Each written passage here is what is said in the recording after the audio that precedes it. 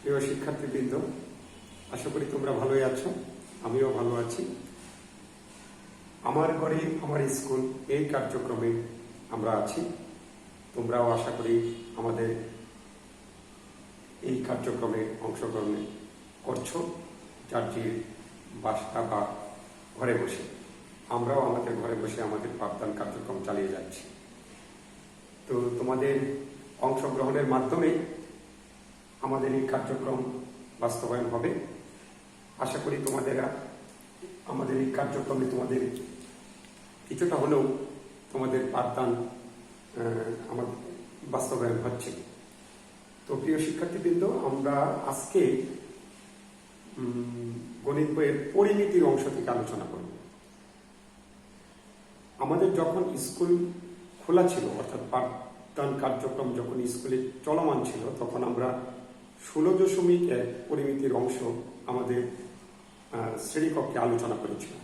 তো এখন সিলেবাস অনুযায়ী আমরা পরবর্তী 16.2 অংশটুকু আজকে আলোচনা করব। তো এটার প্রাথমিক ধারণা আমরা অর্জন করব, এর পরবর্তীতে আমরা সমস্যাগুলো সমাধান করব। তো তোমাদের বইয়ের 301 পৃষ্ঠায় চতুর্ভুজ সংক্রান্ত আলোচনা, আর 16.1 ছিল ত্রিভুজ সংক্রান্ত আলোচনা। তো চতুর্ভুজ সংক্রান্ত ক্ষেত্রের ক্ষেত্রফল কিভাবে নির্ণয় করে, এটা নিয়ে তোমাদের সমস্যাগুলো আছে, আমরা এগুলো সমাধান করব। তবে চতুর্ভুজ হলো 4 বাহু দ্বারা আবদ্ধ ক্ষেত্র, সেটা আমরা জানি। তো 4 বাহু দ্বারা আবদ্ধ ক্ষেত্র হলেই চতুর্ভুজ। এখন চতুর্ভুজ ভিন্ন ভিন্ন টাইপ বা ধরনের হয় তাদের বৈশিষ্ট্যের কারণে, যেমন আয়তক্ষেত্র, বর্গক্ষেত্র, সামন্তরিক, রম্বস, ট্রাপিজিয়াম, এই ধরনের চতুর্ভুজগুলো আছে। আমরা এইগুলোর ক্ষেত্রফল গুলো আলোচনা করব।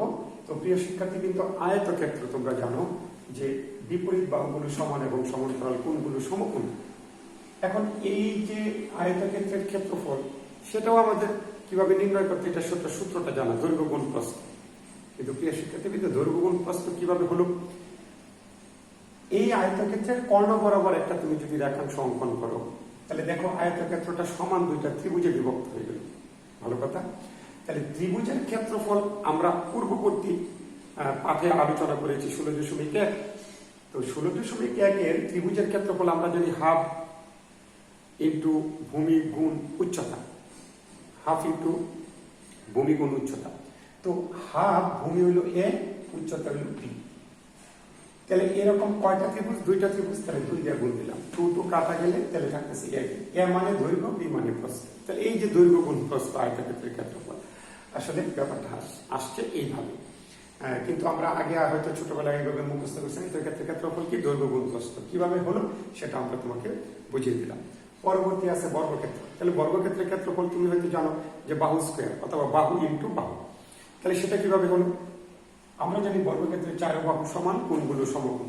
কর্ণ বরাবর একটা রেখাংশ অঙ্কন করে বর্গক্ষেত্রটিকে সমান 2টা ত্রিভুজে ভাগ করে ফেললাম। একটা ত্রিভুজের ক্ষেত্রফল কি? হাফ গুণ ভূমি গুণ উচ্চতা। তাহলে ভূমি ও উচ্চতাও কি? এ পরিমাণ বাহু, সেটা যে কোনো পরিমাণ হইতে পারে। গুড। এরকম কয়টা ত্রিভুজ? 2টা ত্রিভুজ। তাহলে 2 কাটা কি রইল? এ গুণ এ। তাহলে বর্গক্ষেত্রের ক্ষেত্রফল বাহু গুণ বাহু, অর্থাৎ বাহু স্কয়ার, যেটা তুমি জানো। কিন্তু আসলো কিভাবে? আসলে এইভাবে। গুড। এখন কি আছে? সামান্তরিক। তাহলে সামান্তরিকের আমরা জানি বিপরীত বাহুগুলো সমান এবং সমান্তরাল, কোণগুলো সমকোণ নয়। তাহলে এই সামান্তরিকের ক্ষেত্রফল কি হবে? এটাও আমরা একটা কর্ণ বরাবর রেখাটা টেনে দিলাম। এটা ধরলাম এ বাহু, এটা ধরলাম বি বাহু, কর্ণটাকে ধরলাম ডি। ভালো কথা। এই কর্ণ সামান্তরিককে সমান 2টা ত্রিভুজে বিভক্ত করেছে। ভালো, সমান 2টা ত্রিভুজে বিভক্ত করেছে। এখন এই ত্রিভুজের ক্ষেত্রফল কত? এই ত্রিভুজের ক্ষেত্রফল যতটুকু, এই ত্রিভুজের ক্ষেত্রফল এতটুকু। এখন সামান্তরিকের ক্ষেত্রফল আমরা, এটা বি, এটা এ। তাহলে এই কর্ণ থেকে আমরা জানি ত্রিভুজের ক্ষেত্রফল হাফ ইন্টু ভূমি পূরণ উচ্চতা বা ভূমি গুণ উচ্চতা। তাহলে উচ্চতা সবসময় খাড়া বা লম্ব বরাবর থাকে। তাহলে আমরা এই ত্রিভুজটার ক্ষেত্রফল যদি বের করতে চাই, তাহলে তাহলে সেখান থেকে একটা উচ্চতা বা লম্ব টানতে হবে, তাহলে লম্ব টানা এইচ। গুড। তাহলে এই ত্রিভুজটার ক্ষেত্রফল কত, আর এখান থেকেও যদি আমি লম্ব টানি এটার জন্য এইচ, তাহলে এই ত্রিভুজের ক্ষেত্রফলটা হচ্ছে হাফ ভূমি গুণ উচ্চতা। এখানে প্রিয় শিক্ষার্থী ভূমি মানে কর্ণ, উচ্চতাটা নিচ্ছি এই ত্রিভুজের জন্য, শুধু এই ত্রিভুজটা, তাহলে এই যে ভূমি এই ত্রিভুজের উচ্চতা, উচ্চতা লম্ব। গুড। এখন এইরকম কয়টা, এদিকে আরেকটা সেম হাফ ভূমি মানে ডি, উচ্চতা মানে এইচ, তাহলে এরকম কয়টা, দুইটা, তাহলে টুটু কাটা, তাহলে কি হলো ডিএইচ। ডি এখানে কি কর্ণ, আর উচ্চতা হচ্ছে কর্ণের উপর শীর্ষবিন্দু থেকে উচ্চতা, কর্ণের উপর, কারণ কর্ণটা এখানে ভূমি হিসেবে বিবেচনা করেছি, রাইট। তাহলে তোমাকে যদি বলা হয় সামন্তরিকের ক্ষেত্রফল কত, কর্ণ ইন্টু কর্ণের উপর উচ্চতা শীর্ষবিন্দু থেকে, এটা গেল সামুদ্রিকের ক্ষেত্রফল একটা সিস্টেম। আরেকটা আছে, সেটা যদি আমরা সামুদ্রিকের ক্ষেত্রফল বের করার আরেকটা রাস্তা হলো তোমার বইয়ের 302 পৃষ্ঠায়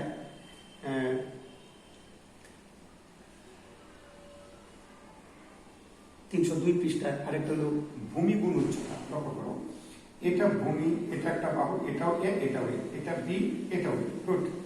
এখন আমরা যদি এই সামুদ্রিকটাকে কর্ণ বরাবর দুইটা ত্রিভুজে বিভক্ত করে দিই, এটা একটা ত্রিভুজ, এটা একটা ত্রিভুজ, রাইট।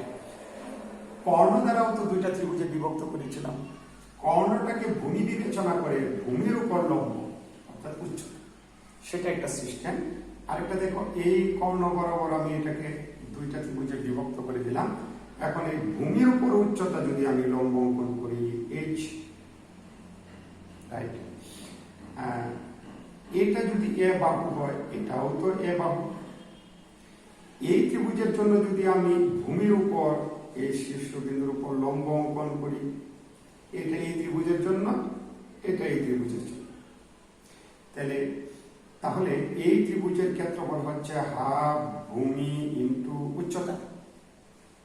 গুড। এইরকম তো সেম ওই দিকেও, তাহলে কয়টা হইল, দুইটা, তাহলে দুয়ে দুয়ে দুয়ে কাটা, এটা একটা ত্রিভুজের ক্ষেত্রফল হাফ ইন্টু ভূমি গুণ উচ্চতা, এটাও ত্রিভুজের ক্ষেত্রফল হাফ ভূমি মানে এ, উচ্চতা মানে এইচ। যেহেতু সেম এই জন্য দুই দিয়ে গুণ দিয়েছি, দুইটা ত্রিভুজ, তুমি যোগ করে লিখতে পারো দুইটা। তাহলে আমার কি রইল, এ এইচ, এ কি ভূমি, এইচ কি ভূমির উপর উচ্চতা, তাহলে একটা হলো ভূমি গুণ উচ্চতা, আর একটা হলো কর্ণ এবং কর্ণের উপর উচ্চতা। তাহলে সামুদ্রিকের ক্ষেত্রফল দুই ভাবে নির্ণয় করা যায়। আমরা যখন অনুশীলনী সমস্যাগুলো সমাধান করব, তখন সমস্যাটা যে প্রশ্নটা, সেটার মধ্যে কোনটার আলোচনা করা আছে, তুমি সেই সূত্রটাই ইউজ করো। আমরা এখানে শিখতেছি সূত্রগুলো কিভাবে আসলো, অথবা এই সামুদ্রিকের ক্ষেত্রফল যে ভূমি গুণ উচ্চতা, কর্ণগুণ এবং কর্ণের উপর শীর্ষবিন্দু থেকে উচ্চতা, এটা কিভাবে হয়, আয়তক্ষেত্রের ক্ষেত্রফল এটা কিভাবে হয়, বর্গক্ষেত্রের ক্ষেত্রফল বাহু স্কয়ার কিভাবে হয়, আমরা সেগুলো বলতে গেলে প্র্যাকটিক্যালি আমরা এই সূত্রগুলো এখানে শিখতেছি, রাইট। তাহলে সামুদ্রিক চলে গেল, এখন হলো কি রম্বস। প্রিয় শিক্ষার্থীরা, রম্বসের আকৃতি হলো প্রত্যেক বাহুই সমান, প্রত্যেক বাহুই সমান। তাহলে প্রত্যেক বাহু যদি সমান হয়, প্রত্যেক বাহুই যদি সমান হয়, তার মানে বর্গক্ষেত্রের মতোই, তবে বর্গক্ষেত্রের কোণগুলো সমকোণ, কিন্তু এখানে রম্বসের কোণগুলো সমকোণ না। আমরা যদি কর্ণ দ্বারা দুইটা ত্রিভুজে বিভক্ত করে দিই, রাইট, তাহলে এখানে রম্বসের ক্ষেত্রে আমরা আরেকটা জানি যে রম্বসের ক্ষেত্রে কর্ণদ্বয় পরস্পরকে সমকোণে সমদ্বিখণ্ডিত হয়, অর্থাৎ এখানে 90 ডিগ্রি, রাইট। এই কর্ণটার দৈর্ঘ্য যদি আমি ধরি D1 এবং এই কর্ণটার দৈর্ঘ্য যদি ধরি D2, তাহলে D1 কর্ণের দৈর্ঘ্য, D2 কর্ণের দৈর্ঘ্য সমকোণে সমদ্বিখণ্ডিত করবে। প্রিয় শিক্ষার্থীরা, তুমি D1 কর্ণটা বিবেচনা করে দেখো, দুইটা ত্রিভুজে বিভক্ত হয়ে গেল, রাইট? তাহলে এই কর্ণটা যে এখানে গেল, এখানে সমকোণ সৃষ্টি হল। তাহলে সমকোণ যদি সৃষ্টি হয়, তাহলে আমরা যদি এই ত্রিভুজের ক্ষেত্রফল বের করি, তাহলে এটা যদি ভূমি ধরি, ভূমি d1, রাইট? তাহলে উচ্চতা, কারণ এখানে যেহেতু সমকোণ, তাহলে উচ্চতা হিসাবে বিবেচনা করা যায়, কারণ সমকোণ মানে লম্ব হবে, লম্বটাই উচ্চতা হিসেবে বিবেচনা করা হয়। তাহলে এই ত্রিভুজের ক্ষেত্রফল হাফ ভূমি গুণ উচ্চতা। উচ্চতা হলো d2 এর অর্ধেক, কারণ পুরোটা হলো d2, এর সমদ্বিকোণ দিতে পারে, তাহলে d2 এর অর্ধেক, রাইট? তাহলে এই 2 কাটা গেলে আমরা কি পেলাম? d1 d2। হ্যাঁ, তাহলে এই ত্রিভুজের ক্ষেত্রফল হাফ, ভূমি হইল d1 আর উচ্চতা হইল d2। তাহলে এটা তো আমি রম্বসের অর্ধেকটার পার্টের ক্ষেত্রফল পাইলাম d1 d2, কিন্তু ওই পার্টের তো রইল। তাহলে তোমাদের বইয়ে লক্ষ্য করো, রম্বসের ক্ষেত্রফল এখানে আছে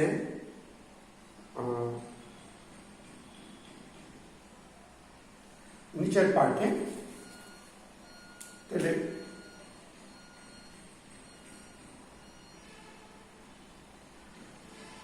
আমরা যদি রম্বসটার নাম দিই এ বি সি ডি, তাহলে দুইটা ত্রিভুজ কি কি হলো? একটা হলো এবিসি আর একটা হলো এডিসি।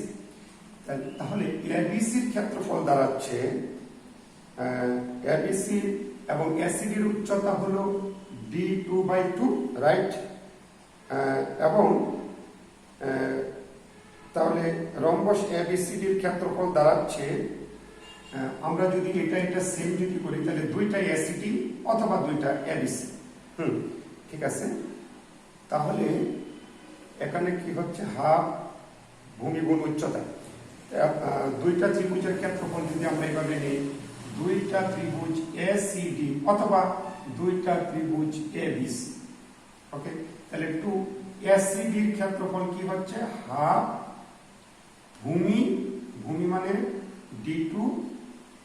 d1, সরি, এই যে d1, আর উচ্চতা হলো কি? d2 অর্ধেক। একটু লক্ষ্য করি, এই ত্রিভুজটার ক্ষেত্রফল যদি আমি নেই, এইটা হলো ভূমি, তাহলে ভূমি d1 কর্ণ। ত্রিভুজের ক্ষেত্রফলের সূত্র হচ্ছে হাফ ভূমি গুণ উচ্চতা, পুরোটা হলো d2 অর্ধেক হলো উচ্চতা। তাহলে এটা তো এডিসি ত্রিভুজের ক্ষেত্রফল। তাহলে যদি সবটুকু নিতে চাই এরকম আরেকটা ত্রিভুজের দিকে, তাহলে কি ডবল, তাহলে 2, রাইট? তাহলে আমরা যদি এই 2 এবং এই 2 কেটে ফেলি, তাহলে আমার রইল হাফ d1 d2। তাহলে রম্বসের ক্ষেত্রফলের সূত্র কি দাঁড়াইলো? হাফ ইন্টু কর্ণদ্বয়ের গুণফল d1 d2। তাহলে প্রশ্নে যদি d1 এবং d2 অর্থাৎ রম্বসের কর্ণদ্বয়ের দৈর্ঘ্য যদি দেওয়া থাকে, তাহলে তুমি রম্বসের পুরো ক্ষেত্রফল বের করতে পারবা। কর্ণদ্বয় গুণ করে অর্ধেক করলেই রম্বসের ক্ষেত্রফল বের হয়ে যাবে, রাইট? এখন হলো আমাদের ট্রাপিজিয়াম। প্রিয় শিক্ষার্থীরা, দেখো আমাদের চতুর্ভুজ সংক্রান্ত যে ক্ষেত্রফল, সেটার সূত্রগুলো আমরা আলোচনা করতেছি। এর পরবর্তীতে আমরা সমস্যাগুলো আলোচনা করব। সমস্যাগুলো আলোচনা করতে গিয়ে দেখবে এই প্রশ্নগুলোর অবতারণা হচ্ছে, তখন আমরা সরাসরি সূত্রগুলো ইউজ করতে পারবো এবং আমরা এগুলো মনেও রাখতে পারবো, রাইট? এখন ট্রাপিজিয়াম,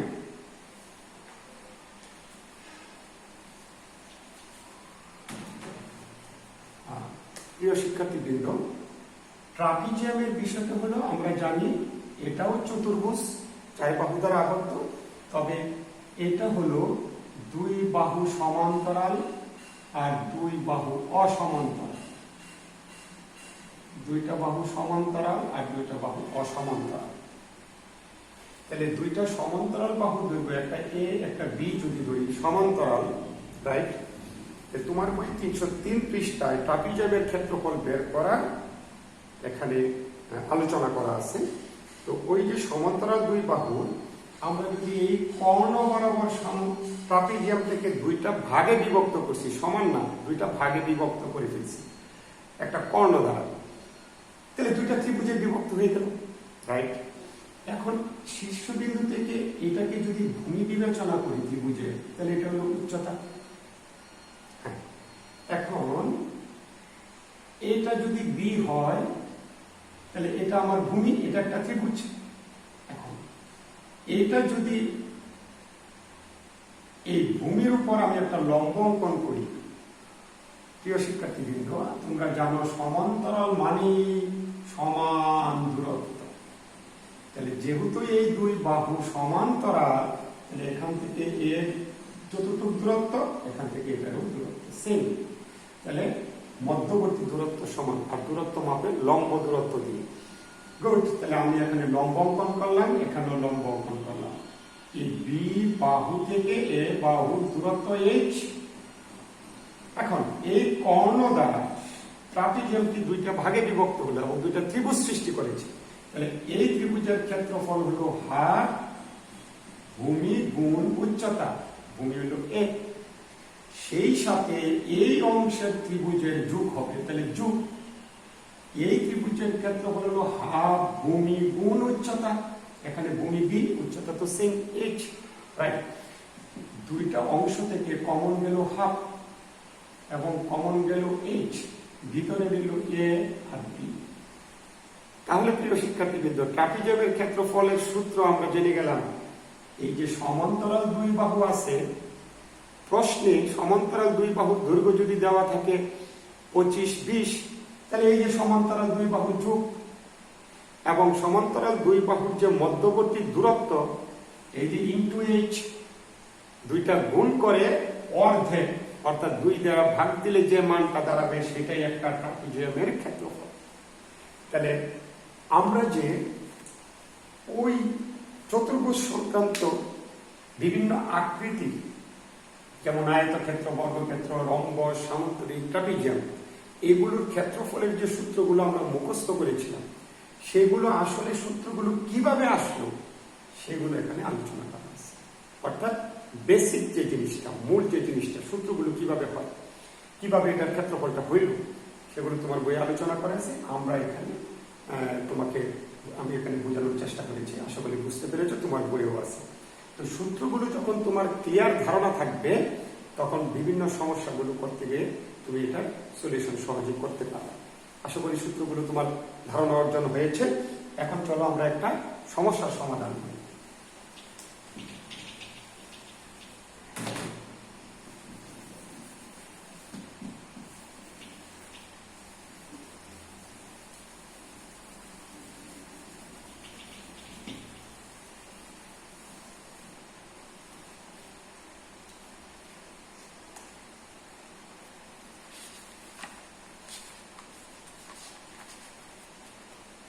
প্রিয় শিক্ষার্থীবৃন্দ, তোমার বইয়ের উদাহরণ 11-তে আছে একটি সামন্তরিকের। তাহলে সামন্তরিকের যে সূত্রটা তুমি আগে আমরা বিশ্লেষণ করেছি, সেটার দিকে নজর দিতে হবে। যদি বলে বর্গক্ষেত্র, তাহলে বর্গক্ষেত্রের দিকে নজর দিতে হবে। তাহলে সামন্তরিকের ক্ষেত্রফল 120।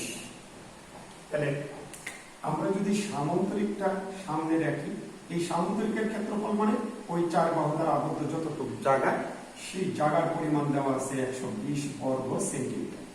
ঠিক আছে, আর কি দেওয়া? আর দেওয়া আছে একটি কর্ণ 24। তাহলে একটা কর্ণ 24, কর্ণটির বিপরীত কৌণিক বিন্দু থেকে, আমরা যদি সামুদ্রিকটা একটু পরিষ্কার করে এখানে নিই, তাহলে এটা যদি কর্ণ আমরা 24 ধরি, তাহলে বিপরীত কৌণিক, তাহলে এই কর্ণের বিপরীত কৌণিক, এই পাশে কৌণিক মানে কোণা, শীর্ষবিন্দু, তাহলে এই কৌণিক বিন্দু থেকে তার উপর লম্বের দৈর্ঘ্য দেওয়া। প্রিয় শিক্ষার্থী, মনে করে দেখো, এরকম একটা সামুদ্রিকের ক্ষেত্রফল বের করার কৌশল আমরা আগে অর্জন করেছি, সেখানে সেইভাবেই সমস্যাটা আলোচনা করা আছে। তাহলে আগে বলেছিলাম যে ওই ধারণাটা, বেসিকটা যদি তোমার ক্লিয়ার থাকে, এখানে এসে সরাসরি বুঝে ফেলবে, রাইট। তাহলে একটা কর্ণ 24 আর একটা কর্ণের উপর অঙ্কিত লম্ব, এই যে কর্ণের উপর অঙ্কিত লম্ব হচ্ছে, এটা দৈর্ঘ্য নির্ণয় করতে হবে, এস ইকুয়াল টু হোয়াট, আর তোমাকে ক্ষেত্রফলটা দেওয়া আছে 120। তাহলে ক্ষেত্রফলের সূত্র কি ছিল এই স্টাইলে? আমরা জানি ক্ষেত্রফলের সামান্তরিকের তুমি এখানে লিখবা, দেওয়া আছে সামান্তরিকের ক্ষেত্রফল 120 বর্গ সেন্টিমিটার এবং সামান্তরিকের একটি কর্ণের দৈর্ঘ্য 24 সেন্টিমিটার এবং সামান্তরিকের কর্ণের উপর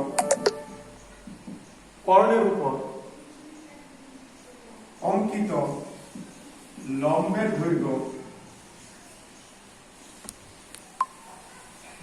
দৈর্ঘ্য নির্ণয় করতে হবে। ওকে, তাহলে এখানে আমরা কি দেখতে পেলাম? সামান্তরিকের, আমরা জানি সামান্তরিকের ক্ষেত্রফল ইকুয়াল টু একটি কর্ণের দৈর্ঘ্য এবং কর্ণের বিপরীত কৌণিক বিন্দু থেকে অঙ্কিত লম্বের দৈর্ঘ্য। সেই আলোকে সূত্র ছিল কর্ণ ইন্টু উচ্চতা। তাহলে সামান্তরিকের ক্ষেত্রফল আমরা এখানে লিখি কর্ণের দৈর্ঘ্য ইন্টু উচ্চতা। তাহলে কর্ণের দৈর্ঘ্য দেওয়া কত আছে? এটা আমরা বের 24 আর উচ্চতা এইচ আমরা বের করব। তাহলে লম্বের দৈর্ঘ্য এইচ আমরা নির্ণয় করব। ক্ষেত্রফল কত দেওয়া? 120। তাহলে 120 24 দ্বারা যদি ভাগ দিই, এখানে আমরা এইচ এর মান কত পেলাম? 5 সেন্টিমিটার। তাই তাহলে প্রিয় শিক্ষার্থীবৃন্দ, তোমাদের বইয়ের উদাহরণ 11 যে আলোচনাটা করলো, আমরা যে একটু আগে যে সামান্তরিকের সূত্রগুলো শিখেছি, সেম ওই সূত্রের আলোকে একটা সমস্যা তোমার বইয়ে উদাহরণে আলোচনা করা আছে। আমরা যদি ওই বেসিক জিনিসটা নিজের ভিতরে ক্লিয়ার রাখি, তখন সমস্যাগুলো দেখে আমি বুঝতে পারবো যে আমাকে কোন পথে বা কোন রাস্তায় গেলে আমি এমন সমস্যাটার সমাধান করতে পারবো। ঠিক সেম ওয়ে তোমরা 13 নাম্বার উদাহরণ 13টাও করতে পারবে সেইভাবেই। সেটা হলো রম্বসের ক্ষেত্রফল নিয়ে আলোচনা করা আছে, এবং 14 করতে পারবে, সেটা হলো ট্রাপিজিয়াম নিয়ে আলোচনা করা আছে।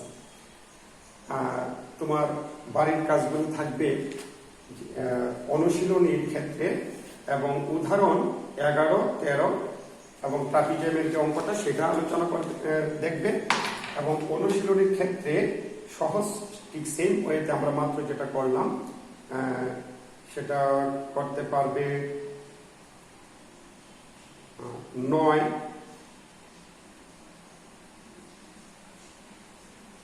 হয় না? তাহলে হোমওয়ার্ক হল তোমার